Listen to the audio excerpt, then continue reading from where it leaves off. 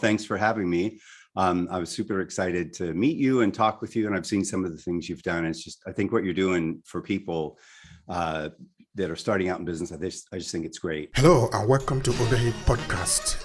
I'm your host, Obehi A14, and I strongly believe that everyone has a story to share. Now let's get started into this episode.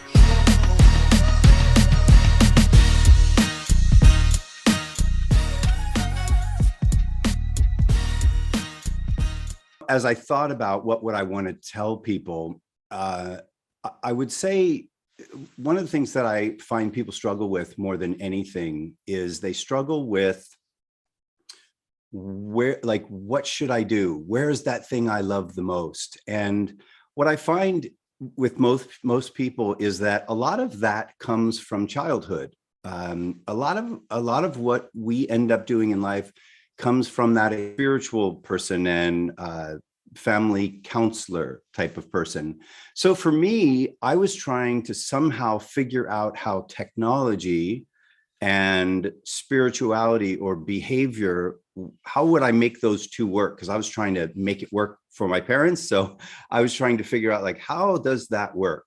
And the way that played out is that my father did things like I used to ride go-karts and motorcycles and all kinds of crazy things. And my dad one time sent a motorcycle in a box to me, and there was a note on it, and it said, if you can build it, you can ride it, which for a 10-year-old kid seems like a lot to ask. But what it taught me a lot of internal confidence.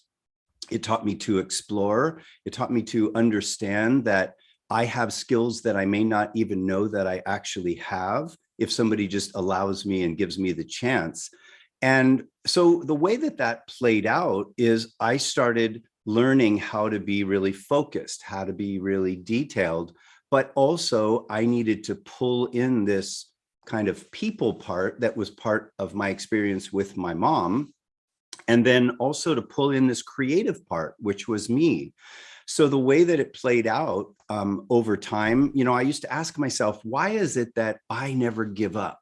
Like, why is it that some people will succeed, other people will fail? Some people will start and immediately at the first break, they'll decide, that's it, I'm not doing it anymore. Or that some people will stay on even when it's beyond their good. So as a kid, I did some really funny things. I used to take my brother. I have 4 brothers and sisters. We had 5 kids, and 2 were adopted. One we actually got from Mother Teresa in India, and the other was from South. Yeah. And what's interesting is I have pictures. Mother Teresa came back through the United States when my sister was 14.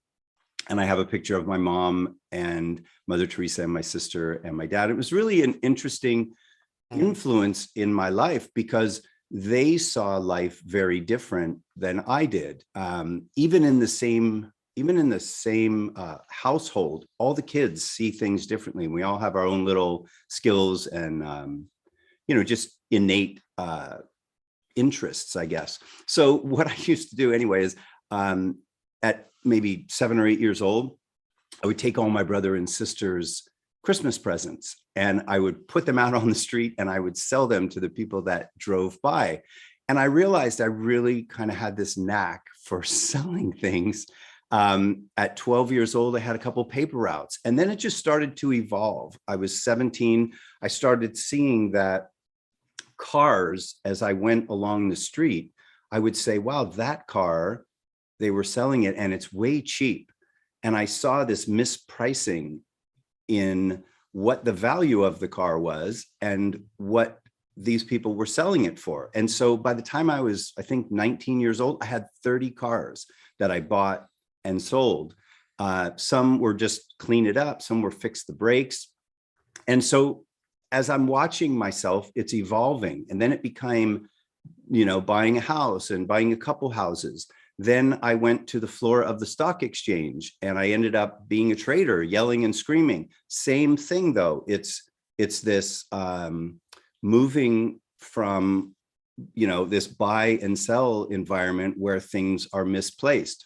then I started seeing opportunities in the world when technology would kind of hit this place. So I'll give you an example. Like one of the first businesses I had was a video production company. And it was when that industry went from video to digital, so that it used to be tape and then it became digital. And what happened is there's all of these confusing things, and there's opportunities, and there's just, people not sure, like, should I do everything on tape? Should I convert everything to digital? Same thing later on in life. I did one of the first web development businesses, and it was because the web came and everyone went, oh my gosh, what, like, should I do all my traditional advertising in magazines and billboards and TV, or should it be all on the web? And so what I found was, like, even from a very young age, things get out of place, things get mispriced. And then later on, I realized that happens in the housing market, that happens in the stock market, that happens in the business market, where opportunities happen. And if you can kind of be looking for those opportunities, it opens itself up to a lot of things. I'll just tell you one really quick story for that, because along the way, you'll also find those things, and then we can get on to some other stuff. But what I ended up doing later on is I started running businesses for people, starting businesses for people, because I just have this, I have had a lifetime of looking for things that are a little out of place. And I don't mean the cup is out of place in your sink or whatever, in your cabinet. I don't mean that. I mean, got it. I mean, there's a bunch of things that are happening in the world, and where is the opportunity? So for instance, when I was driving up, when I was on the floor of the stock exchange, I left my house at 2:15 in the morning for about 5 years. And I didn't like coffee. I just didn't like the taste of coffee early in the morning. My only option was to drink a Coke or a Mountain Dew or something that had caffeine in it, for that sort of initial wake up. And what I started doing is taking little caffeine tablets and chopping them up and putting them in orange juice, or putting them in cranberry juice and mixing it together, because I could drink orange juice in the morning. I didn't like the taste of coffee, and tea wasn't strong enough. And eventually, like, it dawned on me, wow, I might not be the only person that doesn't like coffee. And I started down this road of, wow, I really think there's a market there. The funny thing is, I was doing well trading. I also had this other business, this internet, web development company. My son was just born. Like, I had so many things going on that I decided to push aside the, juice with caffeine in it. Turns out that the energy drink business is a 10 or 20 billion dollar industry, and I let the wrong one go. I should have been focused on that one. But that happens in life. And the thing is, like, that wouldn't have happened unless I was trading. And so when I thought the big opportunity was trading in this other business, it turned out that the big opportunity was right in front of me, that had nothing to do with what I was doing. So just staying open to it, and we all have those things where we go, oh, I wish I would have done that, or I wish I would have done that. But I'm very happy with where I am and all the different things that I've done. So, but, it really, really is important to go back to your childhood. Like, what did I really love? What did I really enjoy doing? And what did I continually do over and over and over? And for me, that's been this string that's run through my life and my work life. And I really tend to bring that out in some of the people and the clients and the businesses that I work with and start, and those kind of things. All right. Now, would you want to tell me something? Okay, of course, you already explained to me about your childhood and how you moved from there to being a business person, really growing in it, expanding, and having all the experience. In fact, we are bringing you here because of this also, to share with the people about experiences in business. Because a lot of people that are watching this podcast are interested in starting out their businesses or profiting from the one they already have. So we need people who have done it before, who can share with them how to do it. But just before you start sharing with them, we also need to know your background story, which of course you already did. So I'm not going to spend much time there, except for the fact that I'm trying to ask you, which state did you grow up in? Let's try to get some few colors around there. Sure. Yeah, I was born in Pennsylvania. And then my father was, I told you, a physicist chemist, but he was kind of one of those original Silicon Valley chip guys. So from Pennsylvania, we moved to California. We moved back to Pennsylvania. We moved back to California because it was so in demand that the people in California were saying, we need all of these, microchip guys to go out there. And then the Pennsylvania people said, no, come back here. And then the California people said, no, come back here. So we did a bunch of jumping around. And one of the things that taught me, and I don't think this is a negative thing, but things are really important in the moment because you don't know what the next moment brings. So the relationship that you develop with somebody in that moment is really important because, number one, you may not have them in your life anymore. Or you only get a little bit of time to build that relationship and then it might go away, but that relationship might carry on through your whole life. So, at a really early age, I was learning that, that's basically sales skills, like to go to a new school and then go to another new school and then go to another new school and somehow immediately have to make friends and learn how to listen to people and learn how to ask great questions of people and to find your balance between you and that other person and building that relationship. So I did live, one of the businesses I started was in New York City. So I lived in California, raised my kids there, started a couple businesses there. And then I was asked to go to New York and I lived in New York City for about 4 years. And it was kind of between the city and Southampton and another place called Tuxedo Park. And we started 3 companies there. So I've kind of been all over, back and forth, mostly the coasts, I would say. But even in the Silicon Valley, you also move around there to see what is good, and because that is where the magic really happens. Now, if you're talking of the chip and the rest of it, Yeah. Tell me if you have any experience there inside the Silicon Valley. I did.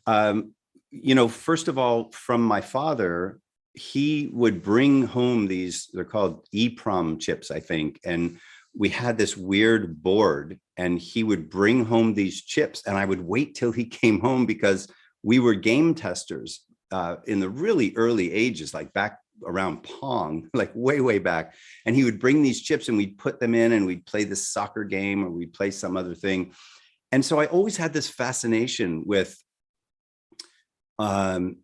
if you look, like I'm looking at my mouse right now, my keyboard mouse or my computer mouse, and there's the outside of it, right? There's the mouse that you see, but then there's all this really cool stuff inside. And I find that people tend to be afraid of what's inside. And you don't need to really be afraid of what's inside because somebody else, some other person has been inside and put it together. So you're not just going to destroy it if you open it up and look at it.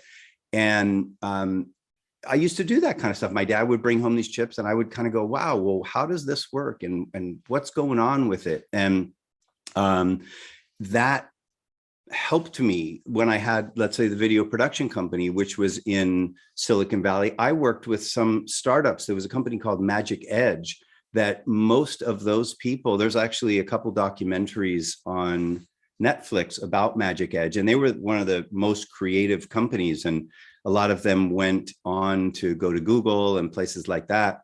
But I've always been very, very fascinated with what a company does, what it's trying to accomplish. And I worked with some original kind of chip startups, Cadence Design Systems. I worked with a place called EPRI, the Electric Power Research Institute, as a client. And I got to learn more about sustainable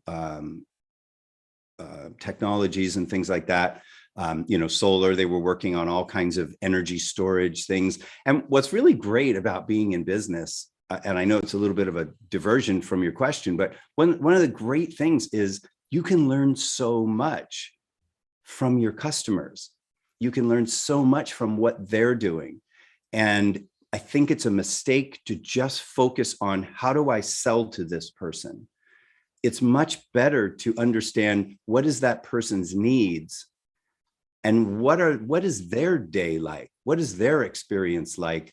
Because that's where all of a sudden partnerships happen. That's where things like me driving and, chopping up things and all of a sudden creating monster drinks before they existed.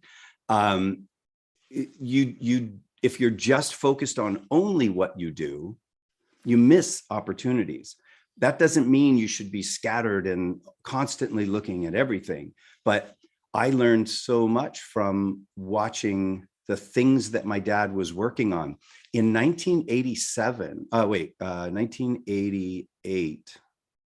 Yeah, 80, I think it's like 88. My dad moved to Germany for some work, and my younger brother and I were living in a condo. My dad had this device. It was about this big, and we would type back and forth to each other. And this is like 1988. And basically we were doing email back and forth in 1988, 10 years before all of the internet even came. And, what I wish, if I had a wish, was that somebody would go, hey, this might be important later on.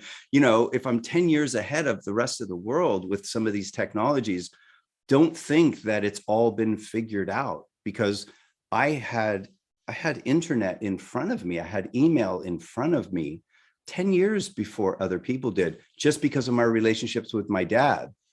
But that is even very interesting now for people who probably are born in this era now, because now you are talking of chip. Our chip now are very small and even very, very delicate because of the thing that they need to go into. Because okay, you were talking of mouse. Then I believe it was different. The computer was different.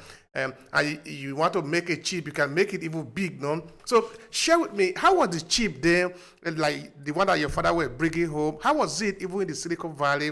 I'm trying to understand how the technology was at the time, so we can compare it to how it is today. Oh my gosh, it was so different. I'll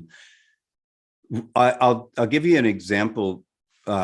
Just to give you a sense of storage, when I had the video business and I started the web development company in 1997, I bought an 8 gigabyte hard drive to 8 gigabyte to store that storage for the videos, like while we were shooting and while we were editing.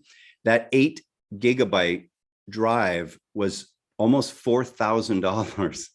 And now you can get a 16 gigabyte thumb drive free with a Slurpee at 7-Eleven. Like it's amazing, like literally that, twice that today, 20 years later, would cost you $6.99 instead of $4,000. So storage changed dramatically. When I first started doing some of the digital stuff, we could only do a little screen, and we had to do these hybrids between putting a CD-ROM with all the video into a computer and then connecting it to the web, because the computers just were not fast enough. When my brother, I have 2 brothers and 2 sisters, my younger brother and I, we've been John Madden football players. Like we've played video games our whole lives. We just, it's one of the things that we do. I remember when my dad got a very first Apple II computer in maybe like 1982 or something. We would sit down at my dad's computer and we would just each push a button and it would say like Roger Staubach back to pass. He passes, like we're watching the words. And then we'd see this little cursor and it would go beep, beep, beep, beep, beep, beep, beep. And then it would go, he caught it. And then like it would go, he's on the 20, he's on, and we're just like sitting there reading the words. Crazy moment. We're just reading the words. It was like the worst experience ever compared to today. Today you can wear VR glasses with PlayStation 5 and you can, be in there running. It's so dramatically different. But the funny thing is the human brain is evolving as well. And our experience and the experiences that we expect evolve very, very quickly. When the iPhone came out, I was so excited, like, oh my gosh, I can do email on my phone. It was such a huge thing. But now, I have a hundred, I talked about $4,000 for an 8 gigabyte hard drive. My phone right now has a terabyte, which is so much more than that. It's only $1,000, but my expectation of the technology keeps evolving. So I'm like, come on, Verizon, like, why is it that this thing is taking so long? Why is it taking a full 30 seconds to download this song or this video? Like, this is ridiculous. I should be able to, so it's funny, like we get very immune to the quality of the technology. And I think, some of these future things that we're going to experience, I'm going to say, hey, I'm exhausted from this knee. I have this pain. I don't have any pain. I'm really happy about that. But if I had a pain in my knee, I envision some time where you just walk in and it becomes elective. You go, I'm tired of this knee. Just give me a different knee. I need one that can stop hurting. And it's not a big surgery thing. It's just, I just walk in and I would just expect, hey, my body needs to work perfectly all the time. So I'm going into the body store and getting stuff fixed. We evolve with the technology. And so it's not just about the technology evolving, it's about our expectations and then what we expect to be able to do with it. And then people go, oh, you wanted to do this with it. Okay. And then they start evolving it more. And so now the big issue is we're tired of having to look at our phone and put it down and look at our phone and put it down. And so Google tried a few years ago to do the Google, the goggle sort of Google the Glass lenses thing. And people pushed back, not because the technology was not good, because people started freaking out thinking, well, you're going to be able to start looking at me and Googling all this personal stuff about me. And then, that became more of the issue. I don't want somebody to just look at me and have a heads up display on everything I've ever done before they talk to me. So that pushed back. And there was a little bit of issues with the technology, but we have technologies now that are so much more advanced. I was in an Uber a couple of days ago, which in itself is amazing that people can just turn on and go, okay, now I have a new job. I'm just going to drive a taxi. And we were talking about the weather. And I said to him, like weathermen and weather women, weather people, it's so funny because they all have these jobs and they tell us it's going to rain. And then sometimes it rains and sometimes it doesn't rain. And it just blows me away that we still have weather people. And he said, that's because of the money, man. He was from Jamaica. He's like, that's the money, man. But what he was saying, which was really interesting, is there's this gigantic network of people all connected to weather.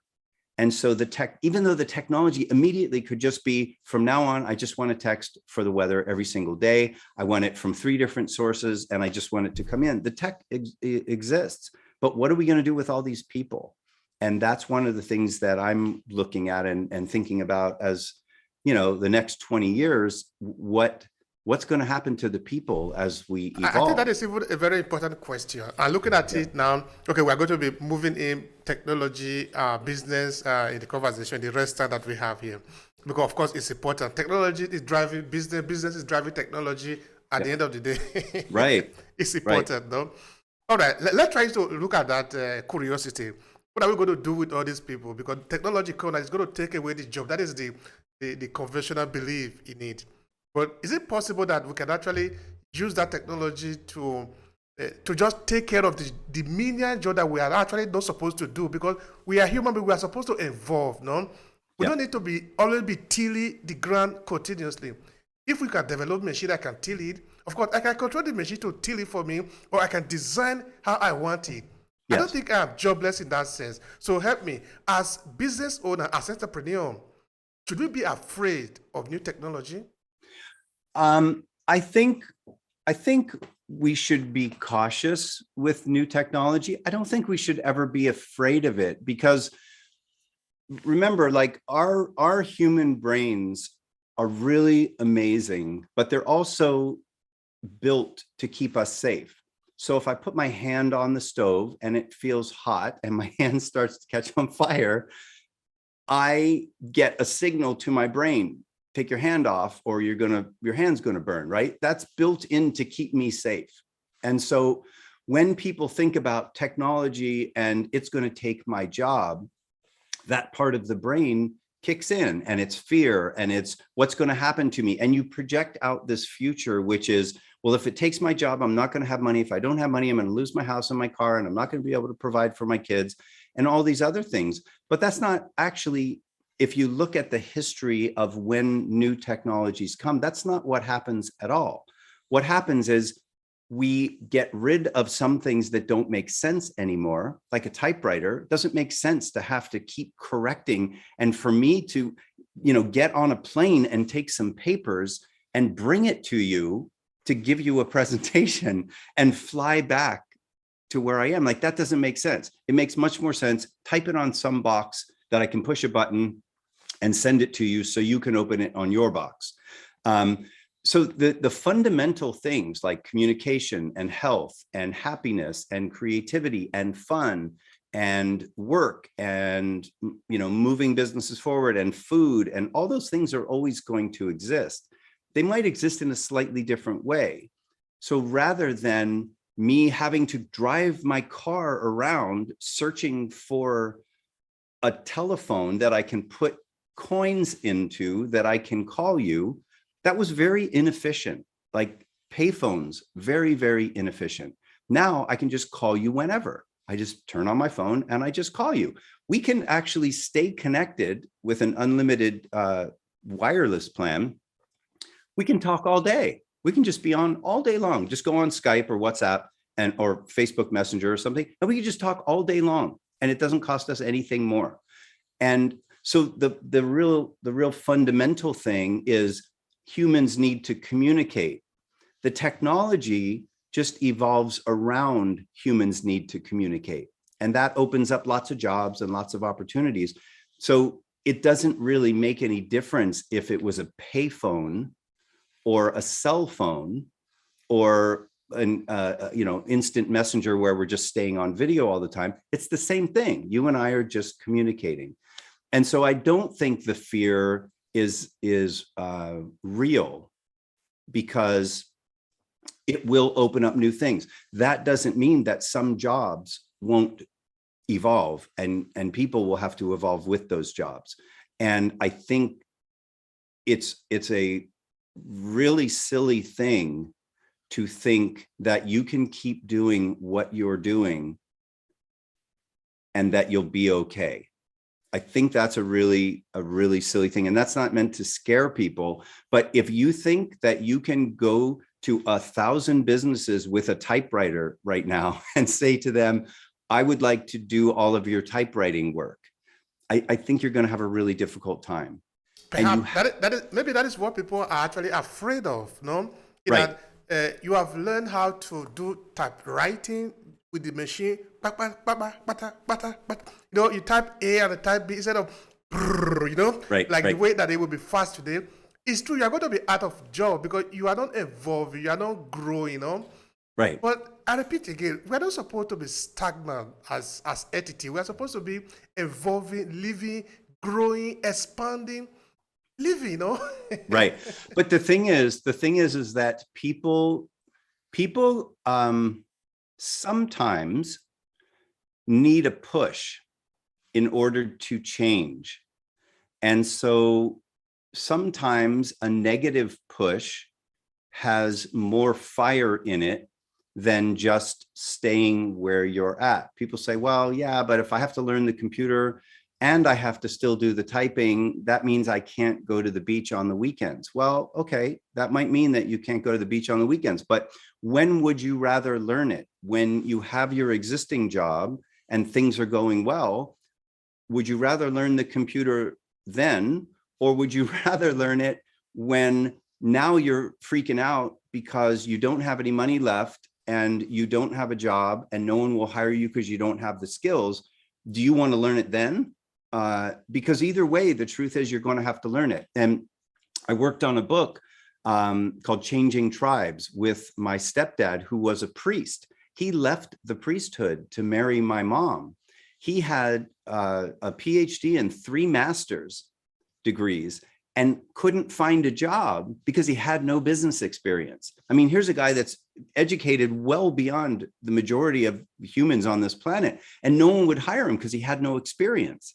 And it's like, you just have to evolve. One of the things in the book that we talked about was changing tribes. It was like the Indians, American Indians, or, different, just different cultures have their different things, but it evolved, and they either had to find a way to work with these other people that are now on their land. And I'm all for fighting and keeping your land and all that kind of stuff. But at some point, when it's clear that you are overpowered, and in technology, there are times where you're just overpowered. The rest of the world said, yes, I like cell phones better than pay phones. When that kind of thing happens, you need to evolve. You need, and better to look at what could come and then be working on those skills and have a creative mindset. My daughter said to me one time, Dad, why did you start this advertising, web development thing? And I said, she said, why didn't you just go get a job? And I said, sweetie, because I had no experience. And she's like, well, then what business do you have starting a company? And I said, because no one would hire me. And like her brain just stopped. She's like, but that doesn't make sense. How can you do that when you don't know how? And one of the things I have overcome very early in my life is the fear of, I don't know what I'm doing.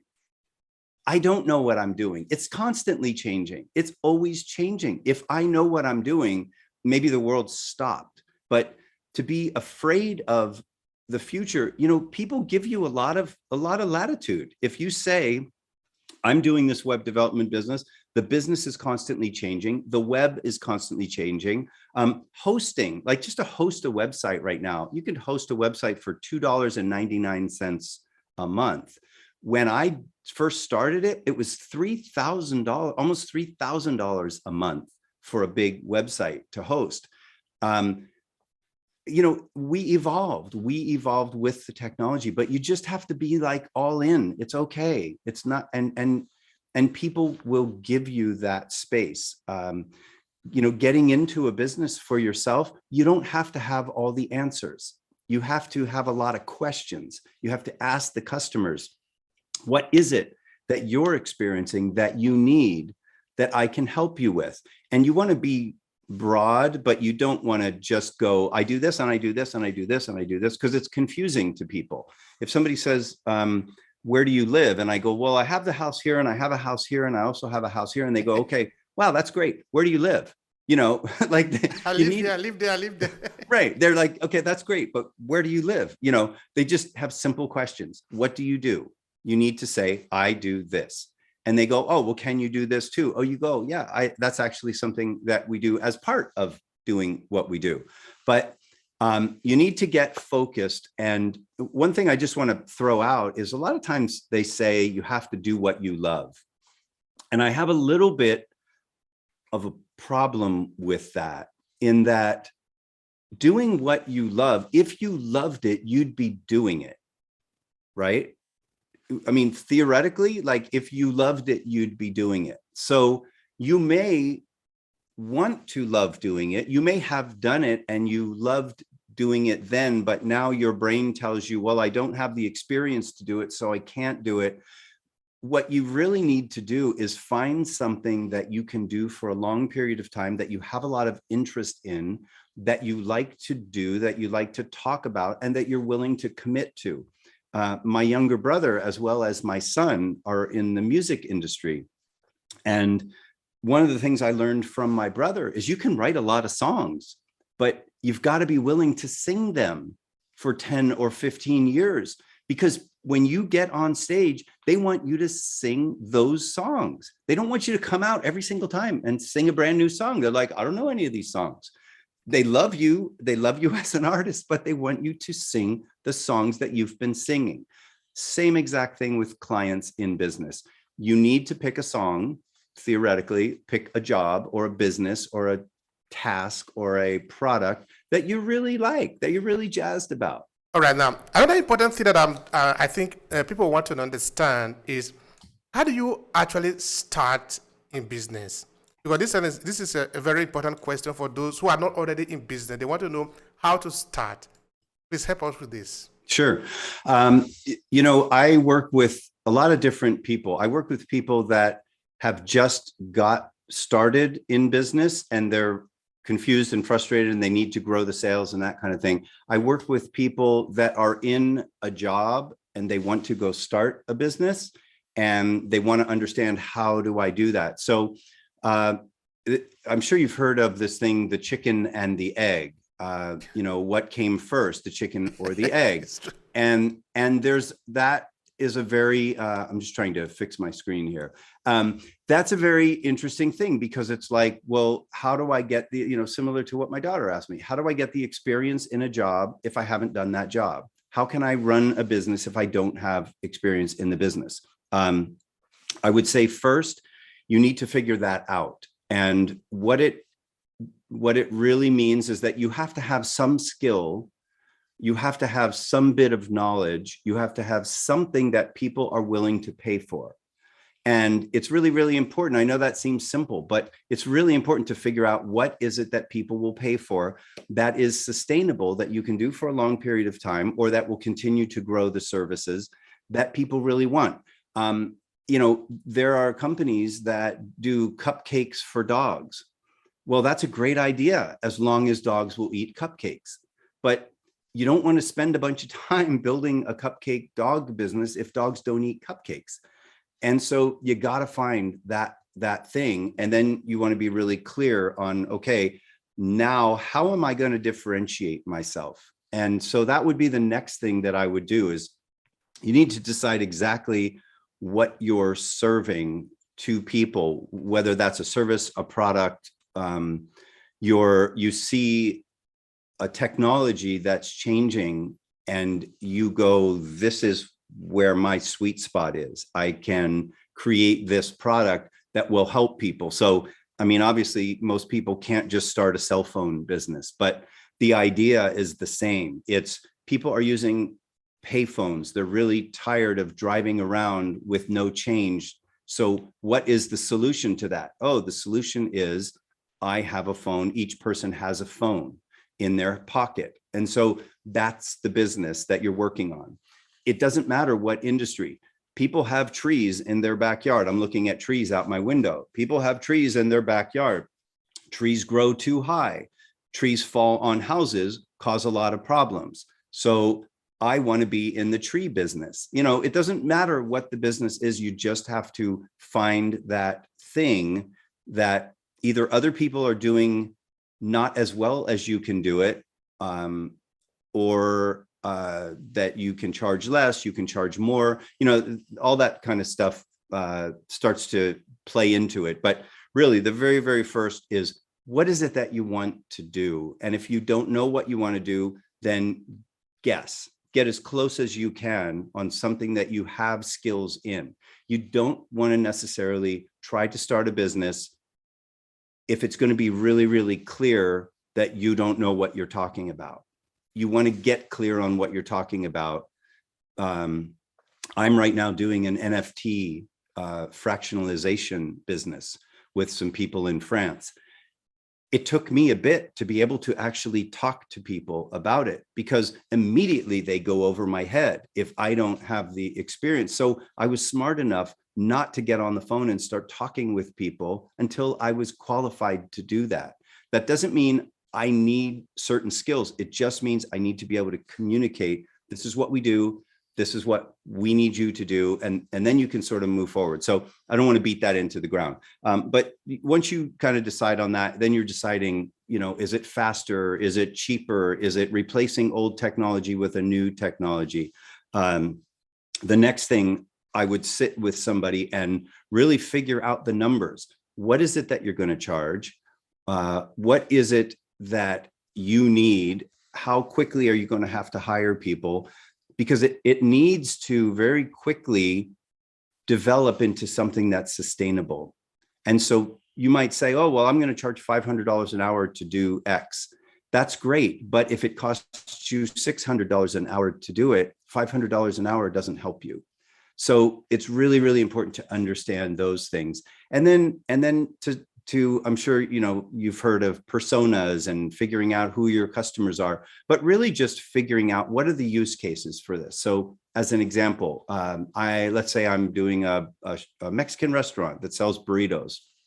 I want to say to myself, how quickly can we make burritos? How much does it cost us to make a burrito? How many people are going to come in for lunch? So if there's going to be 80 burritos every hour, how quickly can we do that? And how many people do we need? And you start kind of doing those numbers, you start figuring that out, and it becomes very clear very quickly how much you need to charge just to break even, and then how much you need to charge to make it worth doing. A lot of people, they get into business without those things, and they set up this scenario where it's not sustainable from the beginning, and it doesn't make sense to do that. And they go, well, I'm going to figure it out as I go. It's a dangerous strategy, because unless you have an abundance of extra cash, hiring people to do this and hiring people to do that and hiring people to do this, those kind of things, the money goes very quickly. So it's really, really important to figure out, where is my base, and then move forward from there. The other thing I think in starting a business is really identifying the partnerships that you'll need. Who are the people that are going to be my suppliers? You don't want to go into a business with a bunch of assumptions. I'm going to get into the burrito business. Well, that assumes that I can get tortillas and cheese and lettuce and chicken and, whatever else I'm putting in my burritos. That's a huge assumption, because there may not be that available in your area. And so you can't just push forward and assume that the suppliers and the partnerships are all there. So you need to be really thoughtful about, where is this going to come from? Where are the employees going to come from?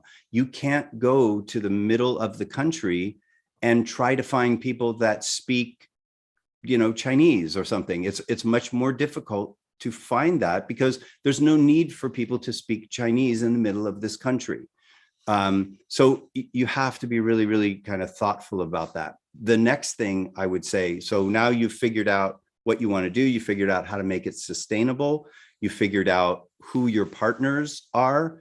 The very next thing I would do is I would figure out, how can we start to scale it? How can we build in, you've heard of CRMs, customer relationship management. It really is software that allows you to track, how many phone calls do I need to make in order to make a sale?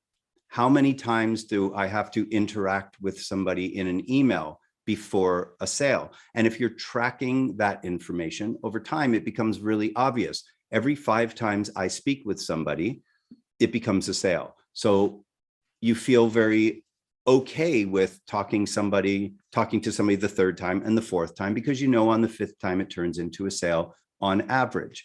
If you're just every day just kind of shooting in the dark about what you're saying to people and how your emails are going out and what your logo looks like and the days that you're open, the times that you answer the phone, consistency is so important in every single aspect of starting a business, because people are trying to trust you. They want to trust you in a business that you're starting.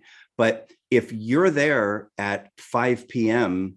only a couple days a week, and they call you at 5 p.m. and you're there and then you're not there, and then you're there and you're not there, what do you think their experience is? They go, I can't trust that this person is here when I need them. So why would they work with you? Even if they love you, even if your services are awesome. If I'm hungry and you're, as a burrito shop, only open 2 days a week and you don't tell me that, and I show up on one of the days you're closed, I'm really upset because I'm looking forward to that burrito and I get there and you're closed and you don't have any sign. If you're only going to be open Tuesdays and Thursdays, that's fine. Just tell me. Just make sure that I know so I don't go on Wednesdays or Fridays. People forget, I think. I remember, like, when I've started businesses, it's so cool to come up with a name of a company and have people say it. It's so fun. They start calling your business by the name that you made up, just like when you were eating a bowl of cereal one day or something. And it's so fun, but they take you more seriously than you do because they're trying to accomplish something. Your customers are trying to accomplish something. They're trying to do their own business or supply their kids in the school, if they're a teacher, with pencils. If you are the provider of pencils, you need to have enough pencils. You need to talk to the person and say, hey, as summer comes, do you ever stock up on pencils for September, for the new year? Or when Mother's Day comes, do you need more crayons because everybody is making Mother's Day cards with crayons and you use more crayons? You have to understand from their perspective what they need, and you don't just want to guess. I mean, it's okay to have some thoughts and say, hey, I was thinking Mother's Day is coming up. I was wondering, do you use more crayons? Like, do the kids do cards for people? And would it help you if I brought you crayons and I also brought you some tape and some really cool little doily things that they could stick on the outside of the cards for the mom? And then all of a sudden they say, yes, that would be something. And you know what? We would love to have that all the time. And all of a sudden now you're not only selling them pencils, but you're selling them tape and some other thing. So having those conversations with the clients, super, super important. And the other thing I say to people all the time, the world has changed from a technology standpoint, but it hasn't really changed that much. So before all this web stuff, I would start a business and I would have to go get an office. And with the office, I would have to get chairs and a phone, and I'd have to get a sign outside the building. And then I would be all ready to go, have employees, and we would just sit inside the office and no one would call and no one would come in, and we just have this office. So really, I'm starting an office. I'm not starting a business. So same thing with a website. People will build a website and they think, okay, once I have the website, I'm good. But you're not. It's like I say to them, if you have X number of dollars as a budget, save some. Like, if you're going to have a party, like, here's a good example. If you're going to have a party and you spend all your money on food and music and parking attendants and, all these great things, but you forget to save some money for invitations, you're going to have a really horrible party. Even though you have great music and great food, you didn't send out any invitations to the party. Same thing. If you spend all your money on invitations, but the experience at the party is no fun. There's no food. There's nobody there. There's no music. You just show up and it's like, oh, this party's dead, and you just want to leave. It's got to be a balance. And so you have to understand, what is it? What is that experience with your service or product when people show up to the party?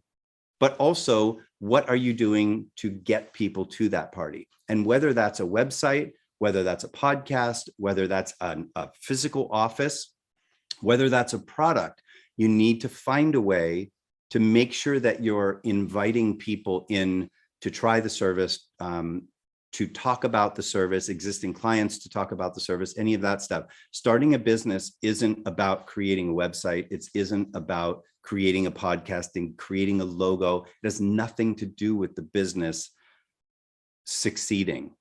That's all about setting the foundation. It's like when you have dinner, you set the table, put out the plates, put out the knives, put out the stuff, put the food. That's just setting the table. Dinner is about the experience of eating the food. That's what dinner is. And so running a business is about the experience that you have with your clients.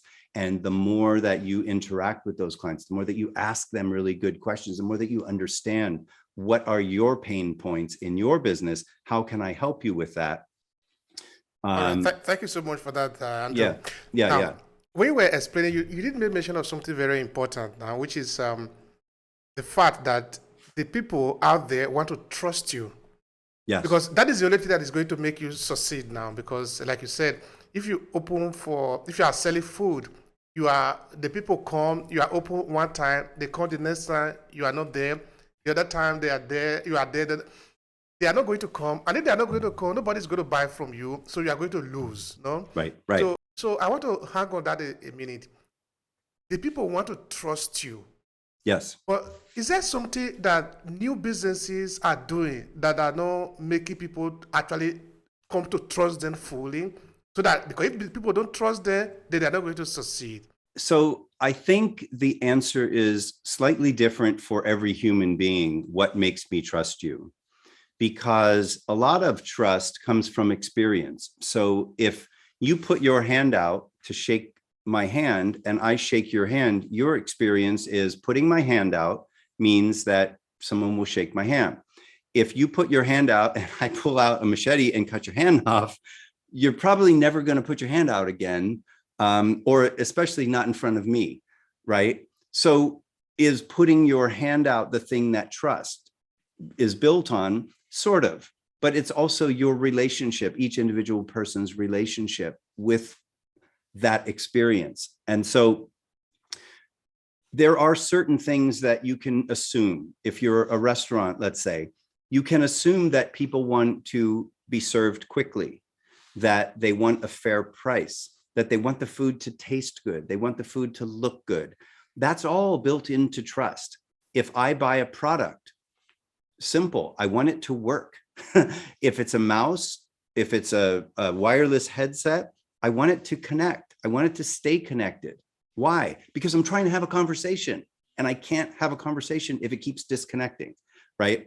So that all that stuff is about the trust with the client. That's, I think the mistake that people make is they sell before the trust is established.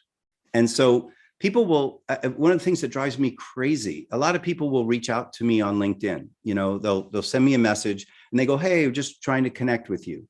And then their next message is, do you want this insurance? Or do you want this CRM system? Or do you want this artificial intelligence? They're trying to sell me something immediately. We've established no rapport, except that you lied to me. You told me that you wanted to have a relationship with me. You don't want to really have a relationship. You could care less about me because you've asked nothing about me. You just want a face and a check that will buy whatever it is that you're selling. And that really diminishes the trust. And then unfortunately, what happens is the more people that do that, I start to build expectations that somebody reaching out to me on LinkedIn equals somebody trying to sell me something. And so I think there's a lot of YouTube stuff out there right now by people that there's an expression, I don't have to outrun you, like if a bear is chasing you, I don't have to outrun you. I don't have to outrun the bear. Like, let's say you and I are running from a bear. I don't have to outrun the bear. I just have to outrun you because you're going to get eaten by the bear.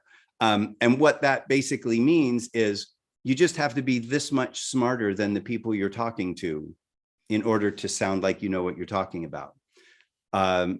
I just don't subscribe to that at all. I just think it's the wrong way to go about it. And there's a lot of people on YouTube that see other people doing it. They take a class and they go, okay, now I can make $12,000 a month by selling this information. They really don't have any idea. And yeah, they might make money initially, but it's usually not sustainable if the trust isn't there with people. If you put on a clown suit, like a clown, big nose and clown, whatever, and you go out on the street and you start dancing around, people will honk at you and they'll treat you like a clown. They will believe that you are a clown. And when they drive by that street, every day. If you're out there, they will go, there's the clown. There's the guy that always stands out there, right? People are willing to trust you up front. It's a little bit harder when you do things that other people do that aren't trustworthy, but people will give you the benefit of the doubt. The worst thing that you could possibly do in building trust with someone is establish the trust and immediately break the trust. And so it's for each person to decide, like, what is that I'm breaking? And I would not be opposed, or I would encourage people to ask their clients, to ask people that they interact with, what's it like to interact with me? How is our relationship? And clients go, what? It's fine. And you go, well, I just want to make sure, like, do you feel that we're providing the best services that we can for you? Yeah. Why are you asking me these weird questions? And you're developing a relationship of trust where they say, yes, I trust that you are delivering me these services. I trust that if I'm paying you, $10,000 a month for 10 hours of work, that you're doing 10 hours of work. And eventually they have their own stuff to do. That's why they hired you. So trust is probably one of the most important things. And if you ever do something that they feel you have broken that trust, own it. Yes, it's okay to say, you know what, you're absolutely right. I've been slacking off. I haven't really done what I'm supposed to be done. You will go so much further in that relationship by owning that I'm a human being and sometimes I feel lazy. I think that's one of the biggest, and really looking at things from their perspective. What does it feel like to be on the other side of you is a big part of it. All right. Now, another thing is when you are in business, sometimes you are not in business all by yourself, no? You are in business because you are in a relationship also, maybe sometimes with your co-business people, sometimes with another business in the service of the client. Mm-hmm. So in this, I'm trying to understand what can be the importance of networking and collaboration in business, especially in 2022, look at the reality that we live in today. What would you like to say about that? Yeah. That's a great question. And it was actually something that I was going to address in trust. That last conversation is the importance of teamwork, the importance of networking. I feel like it's really, really equally critical. Number one, because if you're hiring people or you are bringing in contractors to help you to interface with your client, that's an expression of you and your business. Your client is trusting that the partners that you brought in are going to equally stand up to what has been promised and what has been promised to be delivered. So there needs to be somebody in the team that's leading. I think that it's great to have this whole democratic company where you have everybody that has a say, but everybody can't lead. The birds that all go like this, you look up in the sky and you see all these birds flying. They're all following the person. My understanding is that they're all following the bird next to them. And there must be somebody that's leading that whole thing. Or there's I don't know exactly how it all works, but just to get back to like a real office with real people, I don't think it needs to be a tyrant that's running, everybody do it this way. I don't want to listen to everybody else, but because you just won't keep employees that way. But the teamwork part of it, it's everybody having a common goal. It's everybody believing in the mission. It's everybody having a say in it. So if somebody feels like, hey, I need to raise my hand, what we're doing is not right. People need to work and they will stay until they find another job, but then they'll leave if they don't believe in what you're doing or they don't believe in the way you're doing it. I just think it's really, really super important. Networking and going out and establishing yourself in the industry. No, I'm sure people have heard this. No person is an island. If I was the only person on the planet, it would be a really boring life because I'd have no interaction with anyone or anything. And very quickly, I would experience everything that I can experience by myself. The reason that life is fun is because you're interacting with people, that you're interacting with their ideas, and you are sharing your ideas with their ideas. So, networking and establishing partnerships with people is about you wanting a place at the dinner table. It's about people accepting you have a voice that's valuable at this table. And the world isn't, remember what I said about the clown, like the world will give you a chance pretty much in anything, as long as when you show up at the table, you use your manners, and part of manners is coming equipped, coming understanding the industry, coming understanding the problem of the clients, coming with a solution for it. You can't just sit at the table because you want to, and I think people sometimes think, well, I can't do it because I have no experience. That's true, but you can gain the experience and you can gain relationships and trust and network and start down that path. And very quickly, like, people will be amazed at how quickly the world will accept you and give you opportunities. I like analogies for whatever reason. And there's this thing that I heard one time where there's a big auditorium of people, and somebody up on top saying they were trying to get everybody to clap in harmony, all at the same time. And so the guy initially said, okay, you people over there start clapping. Okay, you guys, now this group in the middle start clapping, and you guys start clapping. Okay, you guys speed up because you're going too fast, and you guys slow down because you're going to, or speed up because you're going too slow down because you're going too fast. And he was trying to instruct all these people in the auditorium to somehow coordinate it. But when he just said, the goal is everybody clap the same, they just let them do it. And within like 2 seconds, everybody was in harmony because everybody understands what the goal is, and they all just adapt themselves. And so, if you're building a team, if you are the boss and you have a team of people, allow them to have a seat at the table, allow them to have a part of it, allow newer people that come in, remember the time, if you've been in business for a while, remember the time when you came in and you were scared that no one would let you into the industry. Remember what that feels like, because some of the most amazing people are older, are younger, are fatter, are skinnier, are taller, are all the different things that people can be.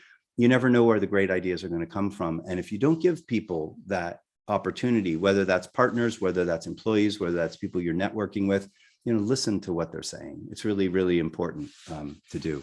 Now, what about this skill that we are talking about? Because now we are looking at a business person, an entrepreneur, a business owner who is going to play this delicate game. No, you did make mention of something important before, that if we are going to be in a company now, there is no need to be a tyrant. It's not going to be very good for anyone. You just try to be good to everybody. Yes. Because if you are keeping me just by the gun, of course I might not be able to insult you. But if you are going wrong, I will not be able to correct you too, because I will think you are going to hurt me because you are having a gun pointed at my head. Yes. But if you are allowing the people to participate freely, willingly, then we can really move on in the same direction. Yes. But for you to be able to do this now, say maybe, for example, you are the leader, you need a level of understanding too. So I'm trying to understand, for those that don't have this understanding, these skills, because these are leadership skills, management skills, business skills. For those who don't have them, what do you suggest as a way to build it up so they can see themselves as not just a tyrant, but equal with every other person that they are leading a team? Help me with that. Yeah. There's I'm going to give you another analogy. There's one that I heard one time that a man picked up a little baby cow, like a calf, and lifted it up and put it over the fence. And he did that once a day. Like the cow would come back out of the fence and then he'd lift it up and he'd put it back. And by the time the cow got gigantic, the guy was strong enough, because every day he got stronger lifting the cow, that he was able to lift this gigantic cow, because he built those skills and he built that strength over time. So if he just tried to pick up the big cow himself, at the end, he wouldn't be strong enough. But because he's been doing it every day, he's built those skills. I think leadership is not about leading, which seems strange to say. In my opinion, leadership is about people accepting that you're the leader. So otherwise it's tyrant behavior, leading by forcing people, by threatening people. That's not really leadership. That's just forcing people. When people accept you as the leader, why are they accepting you as the leader? I love the brain, and I love brain chemistry, and I love what people think. And remember, my mom was this behaviorist kind of person, and my dad was this technology person. So I'm constantly doing that dance between the two. And I'm very interested in the way the brain works, and the way that people accept a leader is because their experience is when that leader makes decisions, it has worked out well. When in your examples that you were talking about, letting everybody have a voice. Well, if everybody has a voice and it never goes anywhere, because everybody just walks out of there and goes, okay, well, we can't make any decisions because everybody thinks differently, it's not going to work. And so, finding that balance between leading people and letting people be a part of the decisions is really about the results that you achieve over time. And I think that's a really valuable thing to understand, that just because you're the boss doesn't mean people respect you. It means that they get paid by you. People respect you. I'm sure you've worked in places, everyone has worked in places where the boss is kind of whatever, but then there's this other person that's really in charge of everything and running everything. And that's the one that you trust. If you have an issue, that's the one you go to. You don't really go to the boss, because the boss is kind of out of touch with things. So just remember, being the boss doesn't mean that you can treat people horribly. It doesn't mean, and giving everybody a voice doesn't necessarily mean that's the best thing for the company. It depends on the voices. It depends on the people. It depends on your interaction and your ability to, bring all of those ideas to one central idea that everybody can decide is best and get moving forward. You can't just constantly be in a state of let's keep thinking about what we're doing. You need to be doing stuff and over here thinking about what you're doing.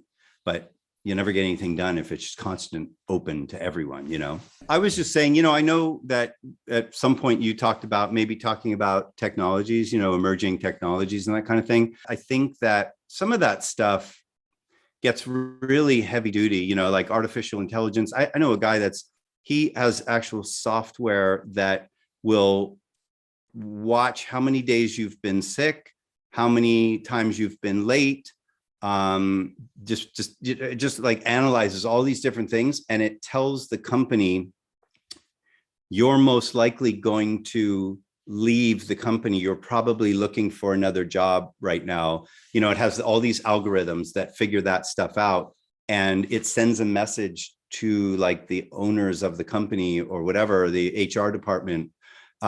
It's really, and they do that to try and retain people. I know there's people that are going and looking at all your social media posts. They look at your education, they look at your salaries, and they're projecting out. You'll probably only make this amount of money in your lifetime. There's a lot of really weird stuff that goes on. I think that's a whole different conversation than people starting their business. The technology that was out there right now is basically for this world, like the hard world. But very soon we'll be in a place where you have a little button and you're tired at work. And so you just hit the button and all of a sudden it's a dance party in the metaverse or something. That's going to be a totally different thing, but all these opportunities for sure will come from it, but that's kind of a different conversation. I didn't really want to get too much into that. Now, let's look at the importance of technology in business. Say maybe, Sure. For example, when you started your business and today, what do you see that have changed? Let's take it from there. Then Yeah, of course, sure. Please. Yeah. What has changed and what has always changed is the way that we go about things. So for instance, we talked about the phone, the way we interact with the technology. It used to be get in the car, drive, and go find a phone. But the basic part of life, the basic need was make a phone call. Most of the technologies today have been built for the real world, right? I have a problem in the real world. I need to make a call to you. Some of that stuff will carry over to the digital world, but there's going to be things that we haven't really thought about, which is predictive things. People right now have software, large companies have software, and HR departments have software where they can just look at, you've been late this many times, you missed your report, you missed a meeting, those kind of things. And they can just predict you're most likely going to go look for a new job at this point. Or, and the HR department will get involved and they'll bring you in and they'll try and retain you. And the reason is because they know you're unhappy. That's why you're showing up late and all these other things. But they also know that it's so much more expensive to have to hire somebody else and train them for your job. So they're using technology to preemptively keep you in the company. There's also stuff that won't hire, because if you do the math, an algorithm might say anybody that's on Facebook more than 2 hours a day and that likes to fish never ends up being the top salesperson. And so they can just run all that public information and they go, we don't want that person to be the main salesperson. So I think it's going to get really, really tricky for people to navigate around the algorithms and the things that are predictive in the future. We're also going to live in a world where you're at work and you're tired of working, and all of a sudden you just hit this button and it becomes this giant metaverse dance party or something right in the middle of your work. As these technologies, what is metaverse? Do you want to say anything about that? Well, metaverse is so one of the companies that I'm working on right now is an NFT company. What happened was in 2000, there was something called Second Life. I don't know if you've ever heard of Second Life, but it was this place where you could create a little avatar person of yourself and you could fly around in this digital world and you could go to a coffee shop. The silly part about it in the year 2000 was that when you go to the digital coffee shop inside your computer, you had to use your credit card from the real world to pay for things. And so people thought, well, this is silly. Why am I paying for things in this fake world with money from the real world? So when you think about that, that's why all this Bitcoin and, all of these Ethereum and, Cardano and all these other coins have come. All this digital currency came because they said, wow, if we're going to interact in these other worlds, people don't want to, you can't stick $1 through the machine, like through your computer. It doesn't work. And credit cards in there are too risky. There's too many problems with it.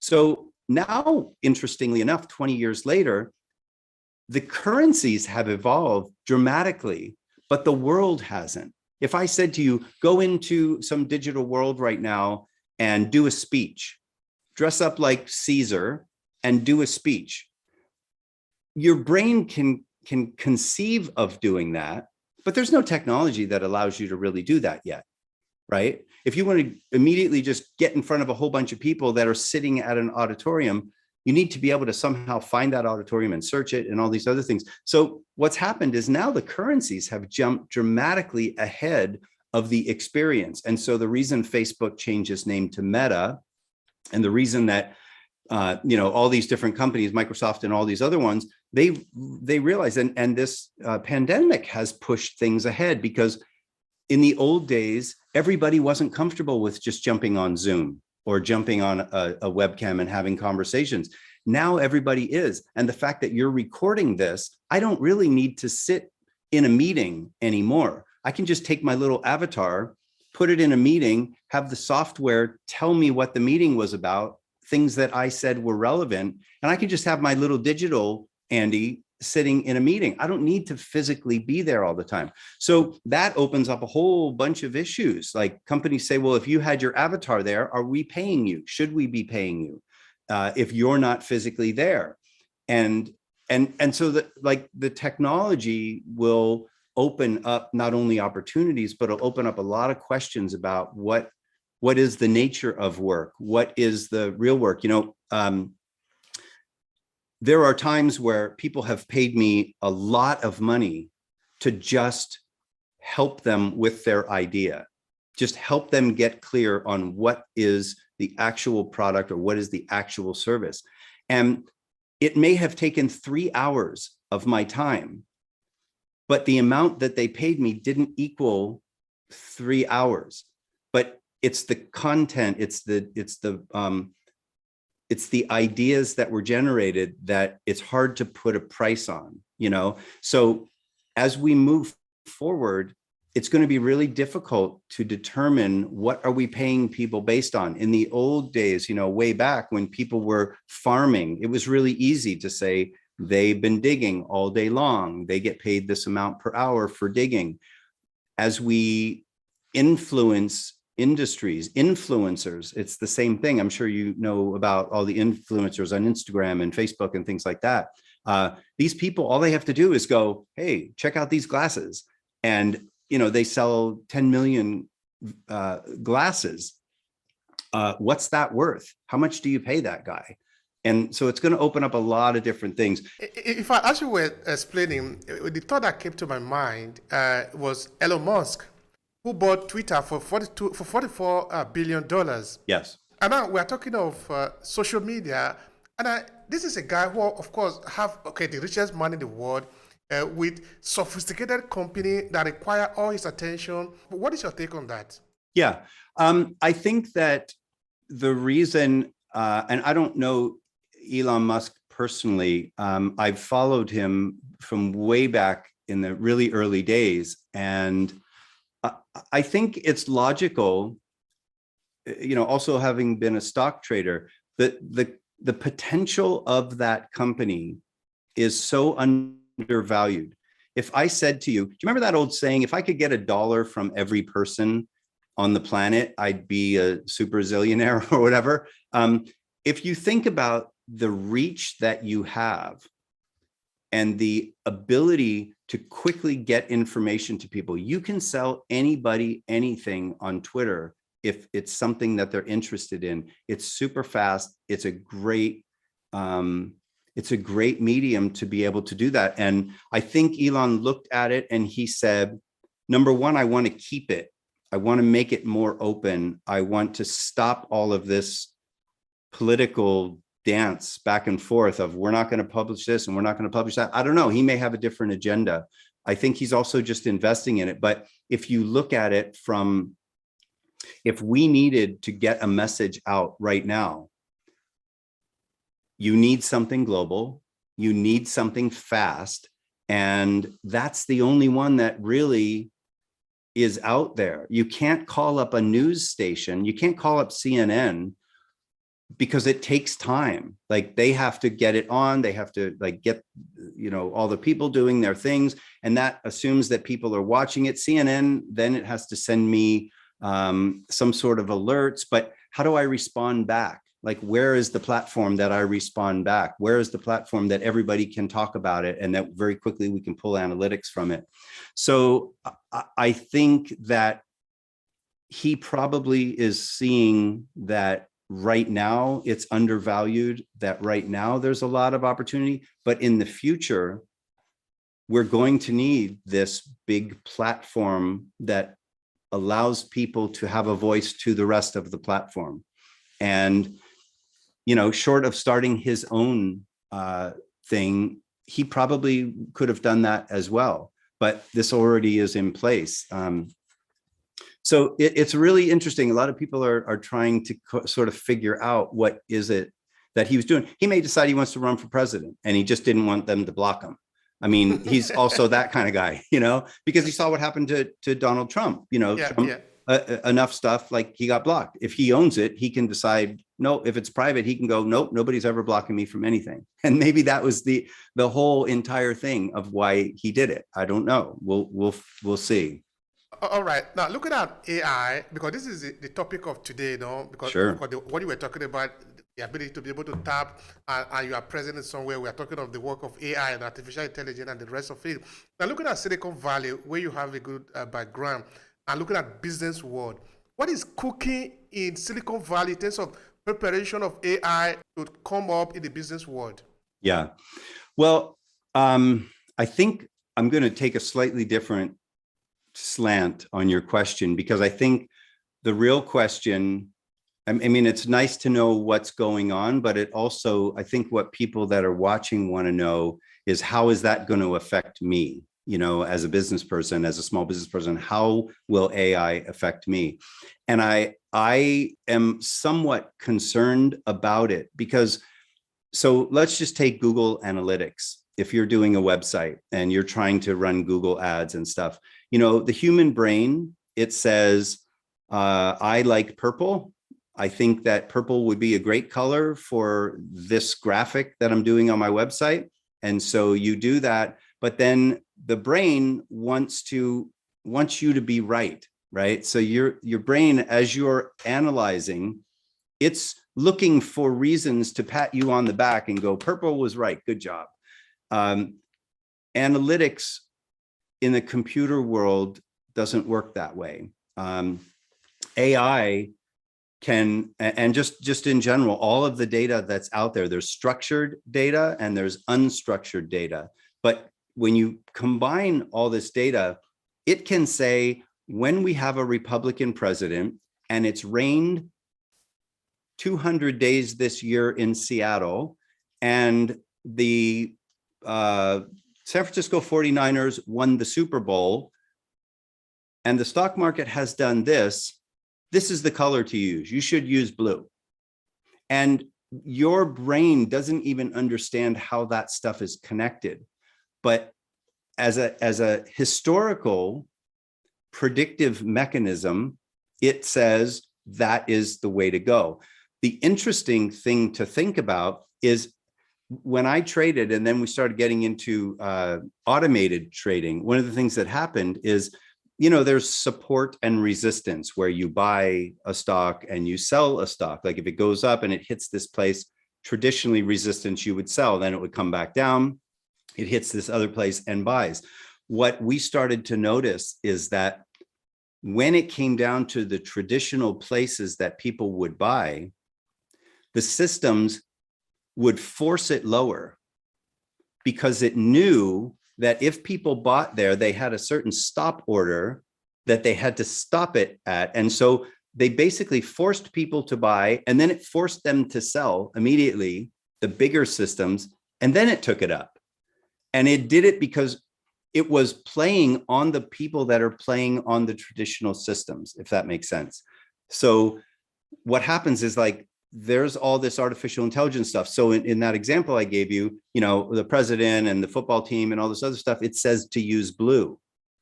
But if you know that all the systems say that you should use blue, maybe people will say, then everyone's going to use blue and we are no longer going to be special because all these people said blue, so let's use red. When I was a kid, I used to go fishing at this bridge in this place in Pennsylvania. And if I was on one side, I would be catching fish. But when I'm catching fish, everybody would go to that side. And now they all throw in their line and nobody's catching anything. So I go to the other side of the bridge and I cast over there. Now I'm catching fish again, right? And so there's a really unique dynamic between what the systems say, how people react to it, and how many people react to it. And when that happens, at what point do you stop using that system that everyone else is using and use something different? For people in business that are starting, I know that there will be, and I think they should be very, very thoughtful about looking for technology to keep up with some of these bigger systems that are out there. Because if I have all these systems and I know exactly the words that I need to use in order to be at the top of Google in a search, and I can also pay ads, I can control the first 2 or 3 pages of Google. And you, little small business person, you don't have a shot. You don't have a chance, because I know all the computer systems are telling me, all the artificial intelligence systems and the machine learning systems are telling me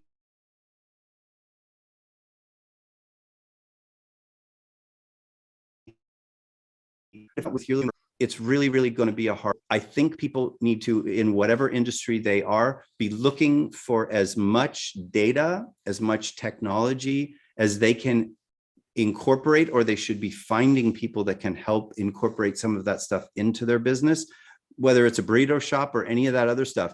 You and I could open a burrito shop, and if you and I can control what people see when they Google a good place to eat lunch, if you and I can control that, we don't have to know anything about burritos. We just have to know how to get the search on people's phone. And as long as we win that, we'll win the traffic coming to our store.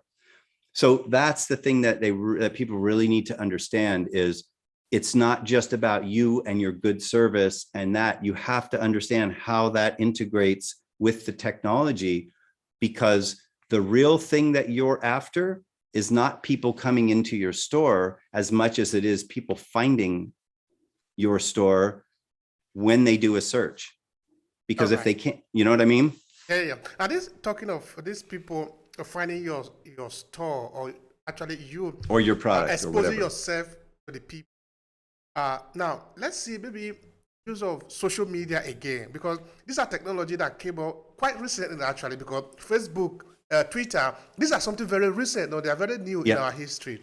Right. Now we go back again to the argument we were making before about Elon Musk deciding to buy Twitter, even though this is the richest man in the world, and it's not that he's sleeping in that. It's not that he doesn't have anything to do. Yet he decided to buy it because he see a lot of opportunity there.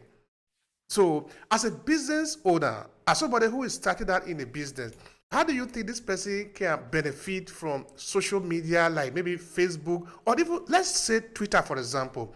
Because if you want to reach people, you must be looking for a way, where do these people hang out? Yeah. So help me understand that part.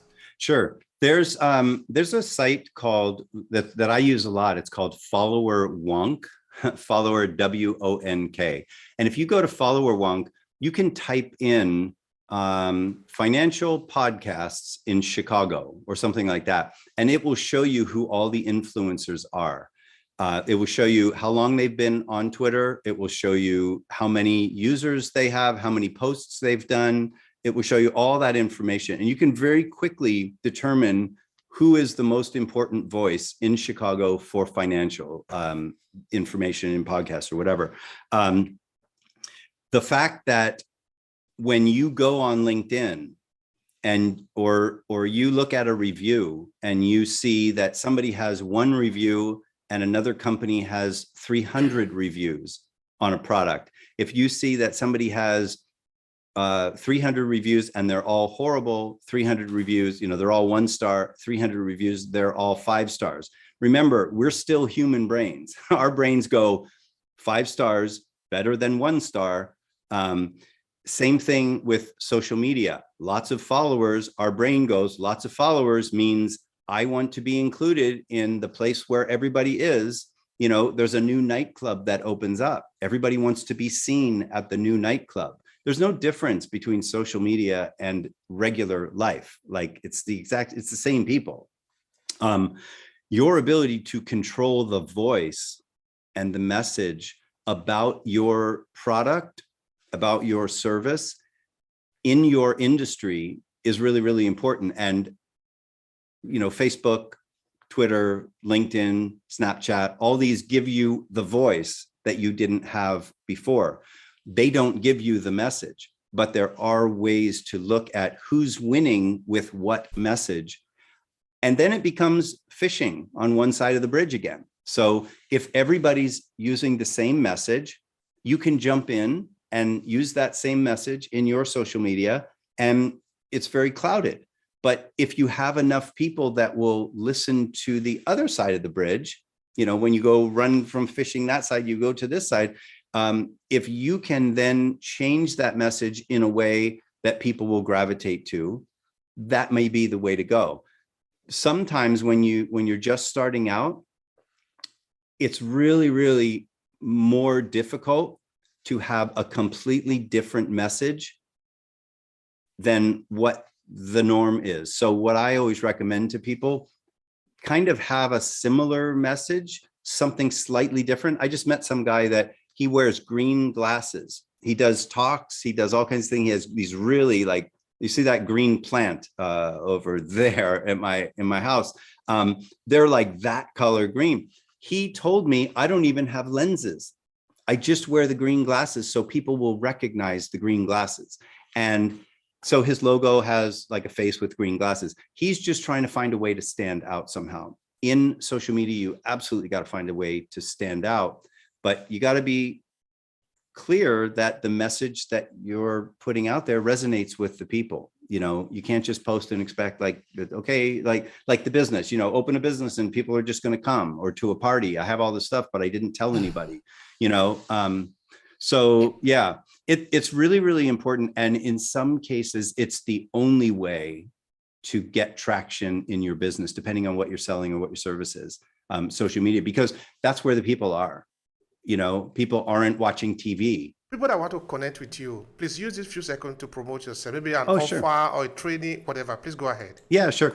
I have a website, changingtribes.com. You could go there. You can work with me one-on-one. What I tend to do is I'll help people with one of the other companies that I have, content creators. Those are website development and that kind of thing, marketing and strategy and social media and those kind of things. What I tend to do is I have to determine where you are in your process. So if you're just starting out, there's going to be a set of things that we need to work on. If you're in the middle of a business and you're struggling, then there's going to be different things that we need to work on. If you're at a job and like we talked about, and you're very worried about, oh my gosh, I'm a typer and all these other things are changing and I need to change my skills. I'd love to talk to you about what it is that you're trying to accomplish and help you set a path for how do I jump from one thing to another if I don't necessarily have those skills to do that. So you can reach out to me at changingtribes.com. We're actually, I told you, Bob and I, my stepfather, the priest, we've worked on a book, probably going to be done in June, but I'm offering people, anybody that wants to go to this and anybody that sees this in the future, if you buy a copy of the book, I'll give you 30 minutes for free that we'll just talk on the phone and talk about what it is that your goals are and how best to achieve them. Thank you so much for that. You're welcome. All right. Of course. Now, just to conclude the conversation, because of course we talk about a lot of important things related to business, and also we just did touch also a bit of leadership just now, but that is cool. To conclude it, just in a few seconds, what would you recommend for people that are starting out a business, who want to be able to run it to be successful? Not just running a business, but running a successful business. Please go ahead shortly. Sure. I would say that there's two real skills that you need to gel, to get clear within yourself. What is it? What is that song? I'll just say this again, like, what is that song that you can sing for a long period of time? What is something that you see has longevity, that you see is going to be interesting to you, that you're going to really want to be a part of an industry, ask questions, learn more. There's so many business opportunities inside of each thing. You decide what the big thing is. The opportunities will present themselves. Clients will give you different products to build and different services to offer, but really figure out that big thing. And then the other thing is you've got to get clear from a kind of spiritual standpoint. You've got to get clear with the inside voice. If you're doing something, and on a daily basis, that inside voice says, I should be doing something else, I don't know that you can be successful. I just have never met anybody that the inside voice is telling them one thing and their outside daily activities are something different. I've just never met anybody that's happy, that is successful financially, that's successful, in an industry. So those are the really two things, I think. I'll just tell you one thing. I had a friend at 16 years old that he asked me if I wanted to go to the beach with him. And I said, no, I'm busy, I can't, but go with these other guys. And at 16 years old, that day, they all went, and there was a car accident, and his name was Steve, and Steve was killed. And I never felt like that was my fault that Steve died, because I told him to go with these friends. But every year for many years, I went to Steve's grave and I watched, I'm 18 and I can vote, and Steve's still 16 and dead in the ground. And now I'm 21 and I can drink, or I can, I had kids and I bought a house and I got married, and, all these different things. And Steve was always 16 and still in the ground. And what I take from that is, no matter how difficult any day is for me, and I've had some really horrible days and I've had some really wonderful days, no matter how horrible it is, when I'm ready to jump off a bridge and I'm ready to quit and I've just had enough, Steve would trade me for that day. He would trade me to have that day back and go visit with his sister or visit with his parents. And he never got those days. So I would say, really value yourself, value the opportunities that you have, be grateful for the opportunities that you have. It's a big world. There's lots of opportunities out there, and it's just really super important to have gratitude for that. Yeah. Thank you so much, Andrew. I appreciate it. Yeah. I really do appreciate it. Thank you. I appreciate it. Thank you so much for having me. If you enjoyed this podcast, make sure you subscribe so you never miss any of our future episodes. Rate and review Obehi Podcast and share with your friends who might need it. I remain Obehi Ewafo. Thank you so much for listening, and talk to you in the next episode.